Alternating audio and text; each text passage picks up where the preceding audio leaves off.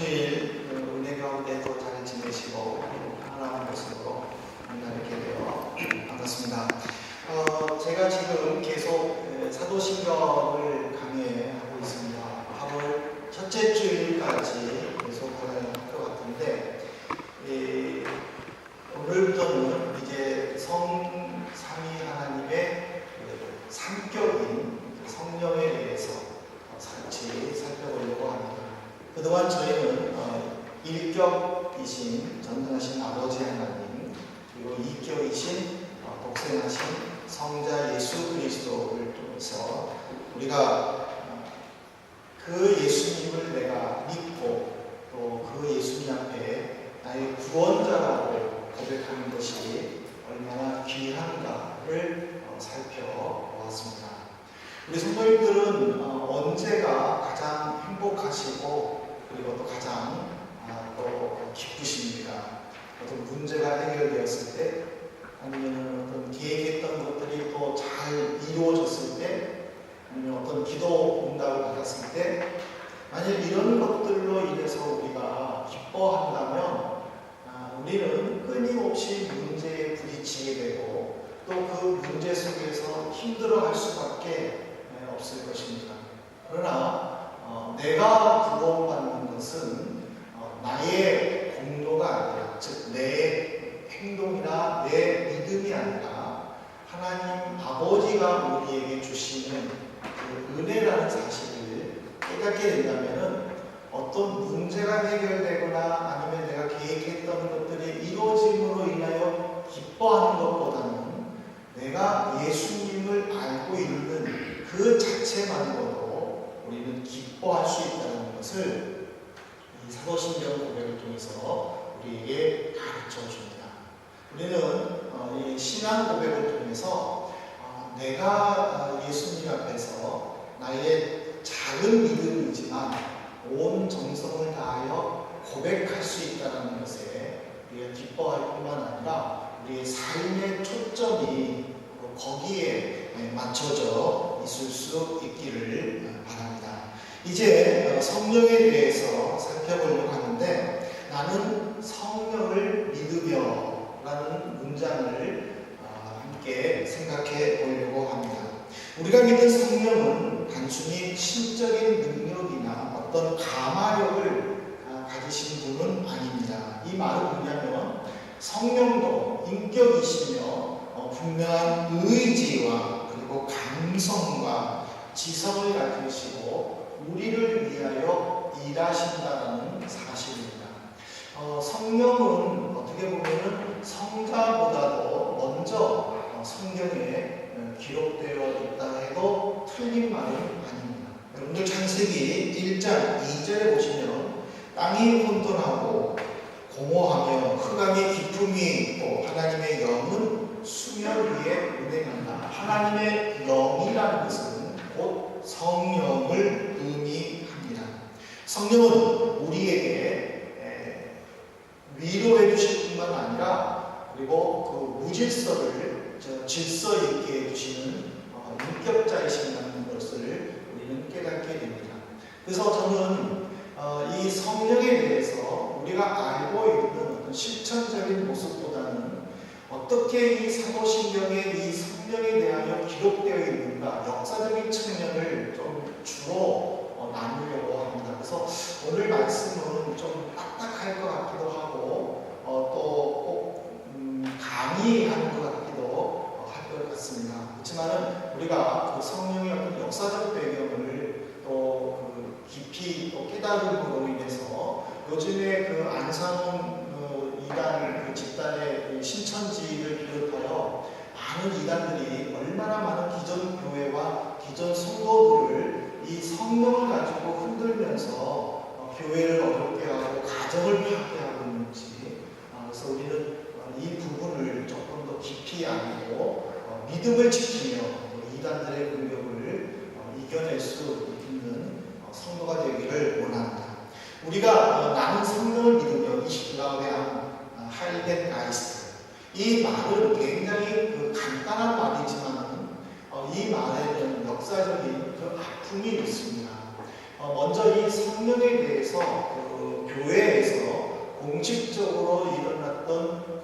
논쟁은 지금 그 그리스 지역에 있는 알렉산드리아 그 교구를 담당하고 있는 그 알렉산더 주교와 그 교회에 속한 수석 장로인 아리우스라는 사람에 의해서 이 성령에 대한 논쟁이 시작이 됐습니다. 즉 318년에 알렉산더 주교는 자기 교구에 속한 모든 사제들과 그리고 장로들을 모아놓고 삼위일체에 대해서, 삼위일체는 통일성이 있고 삼위 하나님은 한 하나님이다라는 이 그 교리를 전했을 때에 그게 수석 장로인 아리우스가 공개적으로 알렉산더 주교의 말을 반박하면서 이 성령론이 논쟁이 시작이 됩니다. 그래서 당시 형제였던 콘스탄티누스 대제가 제국 내에 있는 모든 교회의 감독들에게 편지를 보냈습니다. 감독들은 장로 2명과 수행원 3명을 동행하고 거기에 따르는 모든 경비는 국가에서 제공하여서 소아시아 도시인 니케아에 다 모여라 하고 소집 명령을 내렸습니다. 그러다가 325년 5월 20일에 이 니케아라는 도시에서 이제 약 300여 명이나 되는 감독과 장로들과 그리고 수행원들이 모여서 알렉산더 주교와 아리우스 장로 사이에 있었던 이 성령에 대해서 논쟁을 벌이게 됩니다. 그래서 결론으로 말한다면 아리우스가 주장하는 내용은 이단으로 정제되었고 누구든지 아리우스 말을 따르는 사람들은 로마 제국 내에서 추방하기로 결정을 하면서 이 당시에 정했던 이게 바로 니케아 신조라고 말하는데 이 니케아 회의에서 정한 성령에 대해서 어떻게 결론을 내렸냐면 성령은 주이시며 생명을 주시는 분이시며 성부와 성자에게서 나시고 성부와 성자와 더불어 예배와 영광을 받으시며 그에 관하여는 이미 선지자들이 예언하였다 하고 결정을 내렸습니다. 이것이 니케아 신조입니다. 그러다가 381년에 이 니케아 신조를 다시 모여서 결정한 회의가 콘스탄티노플 신조인데 이 콘스탄티노플 회의에서 이 성령에 대해서 어떻게 결정을 했냐면 성자는 아버지시고 독생하시고 성령은 아버지께로부터 나온다 하고 결정을 했습니다. 그러니까는 니케아 신조에서는 성령은 아버지와 아들과 함께 나온다라고 했는데 이것을 콘스탄티노플에서는 성령은 아버지께로만 나온다 하고 결정을 했습니다. 그래서 이 서방 쪽에 있는 그 어거스틴 수도사가 성령이 아버지께로만 나온다는 결정은 잘못된 결정이다 하고 공개적으로 또 반박합니다.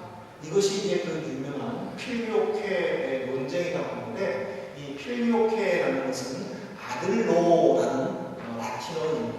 그러니까는 어거스틴은 이 성령은 성부와 성자로부터 나온다라고 강조해야 된다 하고 반발을 하게 됩니다. 이 어거스틴의 말로 인해서 그 당시에는 교회가 한 교회였습니다. 그러다가 그것이 동방교회와 서방교회로 분리하게 됩니다. 동방교회라면 지금 우리가 잘 알고 있는 대로 말한다면 그리스 정교회, 그리고 러시아 정교회, 그리고 시리아 정교회를 동방교회라고 합니다. 이것은 바로 콘스탄티노플을 중심으로 한 그 지역의 교회들을 의미합니다. 그리고 서방교회다라고 하면은 이는 서쪽 지역으로 지금의 로마 카톨릭을 서방교회라고 합니다. 그래서 이 동방교회와 서방교회가 분리되면서 동방정교회는 381년에 콘스탄티노플에서 결정된 이 성령은 성부로부터 나온다라는 이 이 고백을 지금까지도 합니다. 그러다가 이 서방교회는 589년에 이제 또 이태리에 있는 톨레도 지역에서 톨레도 공의회를 이제 그 교황과 모든 사제들이 함께하면서 어거스틴 수도사의 주장을 그대로 수용해서 성령은 성부와 성자로부터 나온다라고 고백을 하게 됩니다. 그러다가 이 고백이 이제 서방교회와 동방교회로 나뉘어져서 로마 가톨릭은 지금도 이렇게 고백을 하고 있고, 그리고 이제 1517년에 종교개혁이 일어나면서 개혁교회라는 명칭으로 서방교회에서 떨어져 나간 개혁교회는 지금 우리 교회죠. 우리 교회는 바로 이 서방교회의 성령에 대한 고백을 그대로 받아들이고 있습니다. 우리는 이 역사적으로 논쟁이 되는 이 성령에 대해서 어떤 그런 그 실천적인 모습보다는 성령이 우리를 위해서 역사하시는 그 모습도 중요하지만 이 믿음과 이 신앙을 지키기 위해서 318년부터 589년에 이르는 약 200여 년이 지나는 이 기간 동안에 수많은 신앙의 성도들이 성부와 성자로부터인지 아니면 성부로부터인지 나는 이 단어 한 단어로 접속사 하나를 가지고도 순교를 당할 정도로 그 당시에 교회는 혼동스럽고 매우 어려운 시기를 보냈다는 것을 우리가 깊이 묵상하면서 우리가 신앙을 지키기 위해서 내가 믿는 예수 그리스도, 나를 위하여 죽으신 그 예수 그리스도와 그리고 성부와 성자로부터 보내심을 받아서 우리를 위하여 지금도 일하시는 그 인격적인 성령님의 믿음을 지키기 위해서 우리도 어떤 자세로 신앙생활할 것인가를 묵상을 해봐야 될 것입니다. 그래서 저는 이 시간에 성령의 초점을 맞추기보다는 이 성령을 알려면 우리는 또 삼위일체를 알아야 되는데 이 삼위일체가 또 조금 어려운 말인데요. 삼위일체가 무엇이냐? 라는 말은 이 말은요. 간단하게 말한다면 이것이에요. 하나님은 하나 안에 있는 셋이시며 그 셋 안에 있는 하나이시다. 참 쉬운 말 같으면서도 어려워요. 하나님은 안에 있는 셋이 하나이시고 셋이 그 안에서 하나이다. 이건 참 쉬운 말이에요.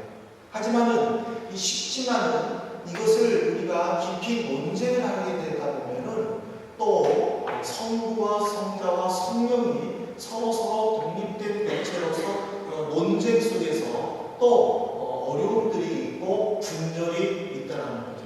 지금까지 우리가 역사적인 상황을 보면요, 하나님의 존재에 대해서는 어느 누구도 부정하지 않았어요.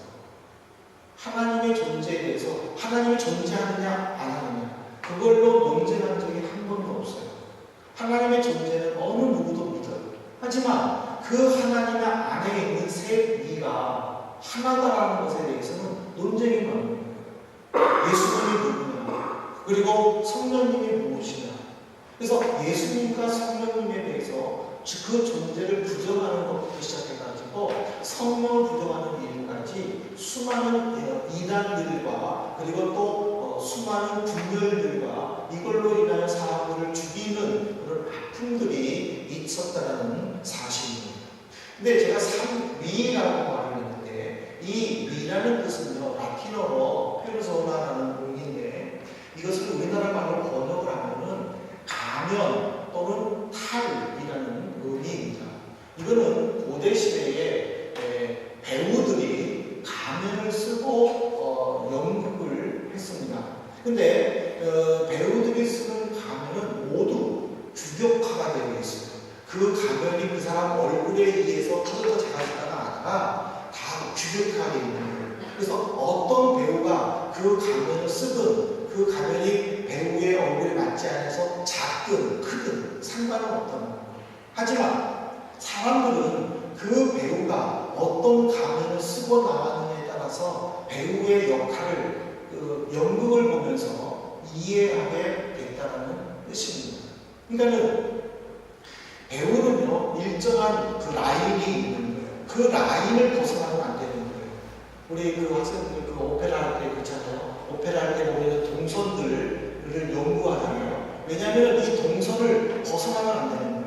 그거는 이 라틴 시대 때부터, 헬라 시대 때부터 이미 그 배우들이 그렇게 그 활동을 하고 또 공연을 했기 때문에, 그러면 앉아있는 관객들은 그 배우의 그 모습을 보고 가면을 쓰고 연극하는 그 모습을 보면서 아, 이 사람이 지금 이 역할을 하는구나. 아, 이 사람이 이제 곧 이렇게 해가지고 이쪽으로 어떤 일이 벌어지겠구나 하고 그들은 이미 이해하고 있다는 거예요. 그러면 상위라 했을 때에 그 위는 바로 역할을 말하는데, 그렇다고 해가지고 이 배우들이 어떤 그 일정한 역할과 순서에 정해져 있듯이 상위, 즉 성부, 성자, 성령께서 역할과 순서가 정해져 있느냐, 그것은 아니라는 거예요. 성부가 먼저 나올 수도 있지만은 성령이 더 먼저 나올 수도 있고, 이렇게 역할은 다르지만은 그러나 그분은 바로 하나님이라는 분명한 믿음의 고백을 우리는 가져야 됩니다. 이 그 삼위에 대해서 간단하게 말씀드리면 이렇게 말할 수 있습니다. 아버지로서의 하나님은 창조주이시고, 아들로서의 하나님은 구속자이시고, 성령 하나님은 보호자이시다. 이것을 우리는 분명히 알아야 됩니다. 아버지로서의 하나님은 이 세상을 창조하셨어요. 이 세상을 계획하셨고 이 세상을 섭리하셨습니다. 그러나 이 세상은 인간의 죄로 말미암아 죽을 수밖에 없을 때에 아버지의 하나님은 이 세상을 사랑하셔서 아들 예수 그리스도를 이 땅에 보내심으로 누구든지 아들 예수를 믿음으로 구원을 얻도록 섭리하셨습니다. 그래서 모든 사람들은 하나님을 믿지만은 아들 예수 그리스도의 이름을 고백하는 것은 하나님께서 아들 예수를 통하여 구원을 선물로 주셨기 때문입니다. 그러나 우리가 이 땅에서 구원받고 천국에 간다 할지라도 사탄은 우리를 유혹하고 우리를 믿음의 시험에서 떨어지게 하고 그 믿음 속에서 하나님을 부정하게 하기 때문에 성부 하나님께서는 이제는 성자와 함께 성령 하나님을 보내주심으로 말미암아 성령 하나님은 우리를 보호하십니다. 우리를 보호하시고 우리와 함께 하십니다. 그래서 구약에 나타나는 성령 하나님과 신약에 나타나는 성령 하나님을 우리는 한번 각기 살펴볼 필요가 있습니다. 먼저 구약에 나타나는 성령 하나님의 모습은 뭐냐? 여러분들 이사야서 32장 15절을 보십시오. 이사야서 32장 15절에 보면 마침내 위에서부터 영을 우리에게 부어주시리니 광야가 아름다운 밭이 되며 아름다운 밭을 숲으로 여기게 되리라. 창세기 1장 2절에 보면 땅이 공허하며 혼돈하며 하나님의 영은 수면 위에 운행한다라고 얘기를 했습니다. 그러니까 공허하며 혼돈했다라는 것은 우리의 죄로 말미암아 이 세계가 파괴됐다는 것입니다. 그렇게 무질서하고 혼돈스러울 때에 하나님께서는 자연을 회복시키시기 위하여 성령을 통하여 일하신다는 사실입니다. 성령께서는 하나님의 보내심을 받아 이 세상에 오셔서 혼돈 속에 있는 사람들을 질서정연하게 만드시고 힘들고 어려운 사람들을 보호해 주시고 그래서 회복해 주시는 거예요. 회복해 주실 때에 광야가 아름다운 밭이 됐다라고 얘기를 했어요. 그리고 아름다운 밭은 숲이 되었다. 지금 우리가 살고 있는 이 세상의 자연은요, 우리를 얼마나 위협하고 위태하게 만드는지 몰라요. 우리가 이 자연을 지키기 위해서 힘쓰고 있지만은 이 자연은 연장선상일 뿐이지 점점 좋아지는 것은 아니에요.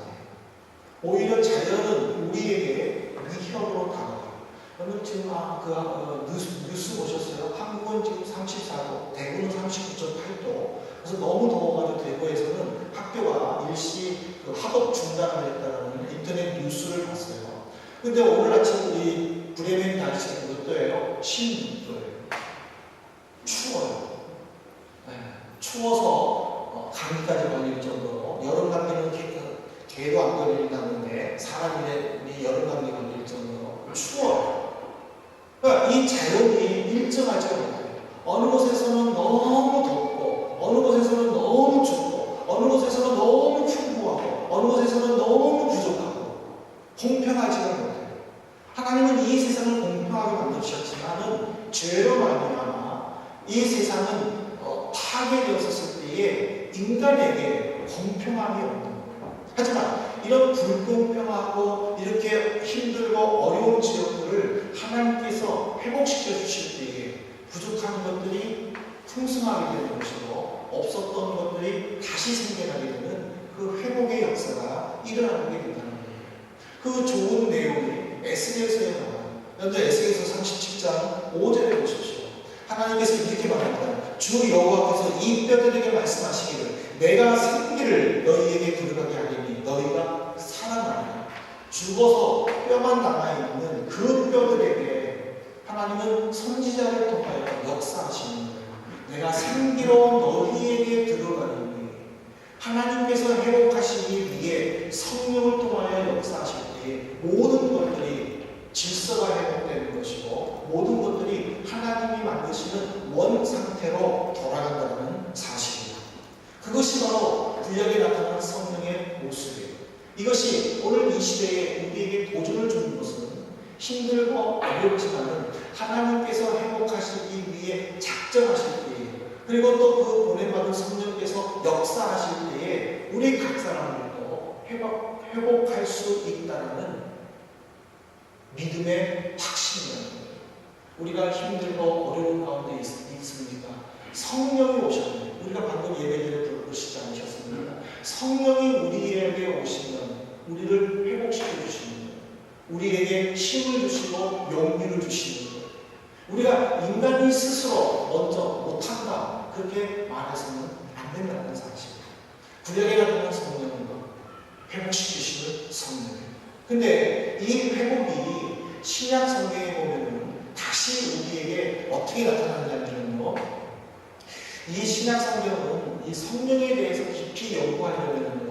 요한복음과 사도행전을 깊이 연구하면 굉장히 좋습니다. 이 요한복음과 사도행전에는 성령의 특징에 대해서 그리고 성령의 사역에 대해서 집중되어 있어요. 특별히 사도행전은 우리가 성령복음이라고 이야기를 합니다. 바로 이 성령을 통해서 기록이 되어 있고 성령의 활동들이 자세히 기록되어 있어요.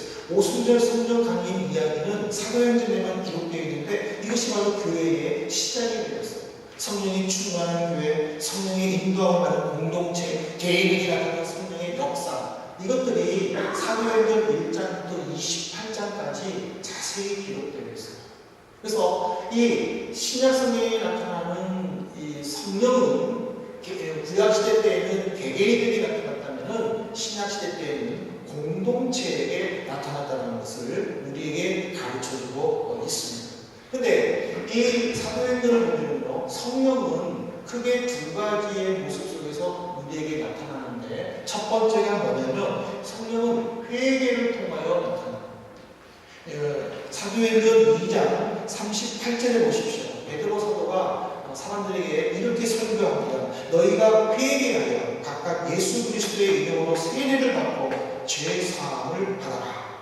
회개하라 라는 것은요 마음의 변화를 말하는 거예요. 독일어로 한다면 회개라는 단어가 따로 있지만 제가 요즘에 성경을 읽으면서 다시 한번 발견됐는데 베케어트 이히 그러니까 베케어트 지히 이거는 개종하라는 뜻이에요.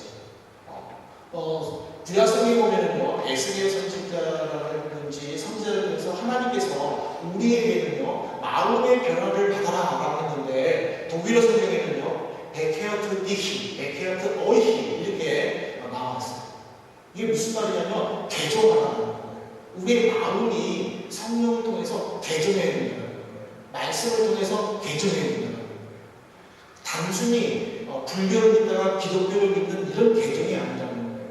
예수를 믿지만은 내가 예수를 잘 못 믿었을 때에는 마음에 개종을 해가지고 예수를 더 깊이 믿는, 또 전에는 예수님을 두려워하거나 또 사람 앞에서 내가 예수 믿는다는 모습을 나타내는 것을 조금 무서워했다면은 마음의 병, 즉 개종을 해가지고 이제는 담대하게 예수를 믿도록 한다는 거예요.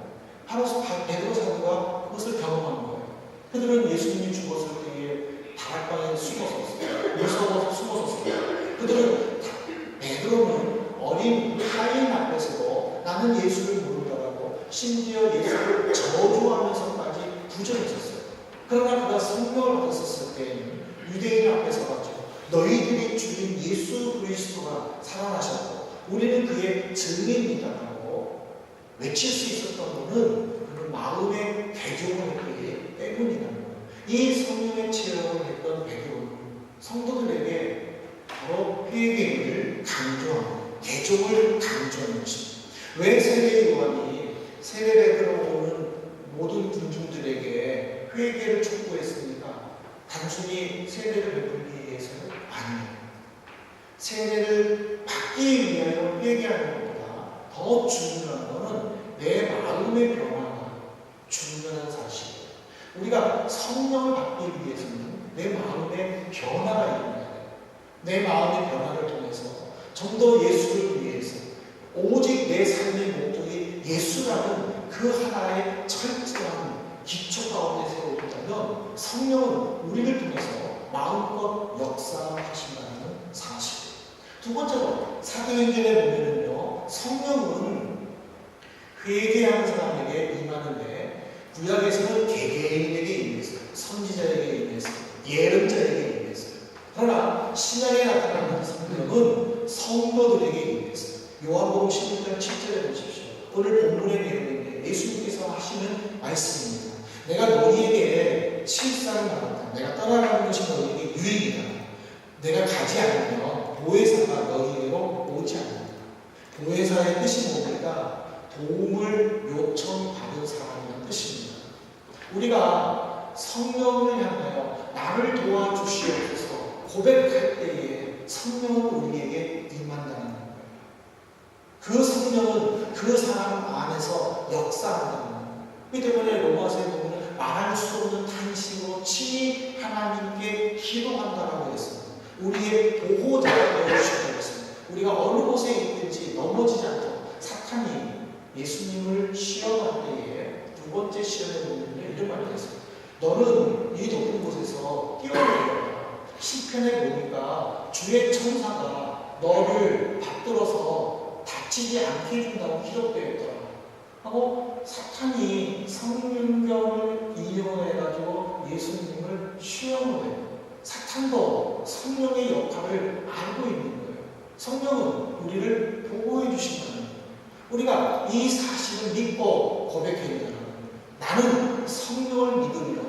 이곳에서는 이 단어에는 나와 함께 하시는 성령님, 나를 보호하시는 성령님, 내게 힘을 주시는 성령님, 나를 회복시키시는 성령님이라는 의미가 담겨져 있음을 우리는 고백해야 합니다. 주님은 성령을 통하여 성도들을 위로하시고 함께 하시고 보호하시고, 내가 믿는 성령님은 비인격체가 아닙니다. 내가 믿는 성령님은 인격자이시며 내 마음을 아십니다. 우리 가정을 아십니다. 내 상태를 아십니다. 그리고 처방해 주십니다. 그래서 회복시켜 주시는 하나님이라는 사실입니다. 이 고백이 얼마나 아름답습니까? 얼마나 귀합니까? 내가 이것을 성령을 믿으며 라고 고백했을 때에 그 마음에 뜨거움이 있다는 사실입니다. 그것을 우리가 사도신경 고백할 때에 느끼며 또 기쁨으로 고백하는 우리 성도들이 되기를 바랍니다. 이제 말씀을 뵙겠습니다. 나는 전능하신 아버지 하나님을 믿으며 그의 유일하신 아들 예수 그리스도를 믿는 것처럼 정말 성령 하나님을 믿는가. 성령 하나님께서 지금도 나를 위하여 기도하시며 보호하시고 나의 도움에 귀를 기울이시며 함께 하십니다. 여러분, 이 질문에 어떤 대답을 하시겠습니까? 오스왈드 챔버스 목사님은 이렇게 말씀을 했습니다. 우리가 꾸준히 짊어져야 할 십자가는 나는 내 것이 아닌 그리스도의 것임을 드러내는 일이다. 내가 짊어져야 될 십자가는 그리스도를 위해 짊어지는 것입니다. 그것을 가능하게 하시는 이가 성령님이십니다. 내가 성령님을 배제하고 내가 주를 위해 십자가를 지겠다. 우리는 결단할 수 없습니다. 성령이 우리에게 힘을 줄 때에 우리는 그 힘에 의지하여 나는 그리스도의 것이다라고 고백하고 그리스도가 져야 할 그 십자가를 내가 질 수 있다는 사실입니다. 사랑하는 성도 여러분, 이 한 주간 동안 성령님의 인도하심을 고백하기를 바랍니다. 그리고 체험할 수 있기를 바랍니다. 성령은 체험입니다. 제가 이론적으로 말씀을 드렸지만 이 말씀을 이제 우리의 실생활에서 체험하셔야 됩니다. 정말 성령님이 나와 함께 하셔서 나를 회복해 주시는가, 우리 가정을 세워주시는가, 내 하는 일에 기름 부어주시는가, 그것을 우리가 체험해야 됩니다. 정말 성령님께서 우리 교회를 함께 해주시고 있는가, 우리 교회를 이끌어가고 계시는가, 그것을 체험하시고 고백하셔야 됩니다. 이 한 주간 동안에 우리 모두 성령님을 체험할 수 있기를 바랍니다. 그래서 그 성령님과 함께 채워주시고 회복시켜주시는 그 놀라운 은총을 베드로처럼 선포하며 사도 바울처럼 간증하는 귀한 믿음의 한민의 식구들 되시기를 주님의 이름으로 축복합니다. 이 시간에 우리 함께 잠시 소리 내서 기도하십시다. 성령님, 나를 회복시켜 주십시오. 나를 어루만져 주십시오. 내 가정을 지켜주십시오. 내 하는 모든 일들 위해 기름 부어 주십시오. 잠시 기도하도록 하겠습니다.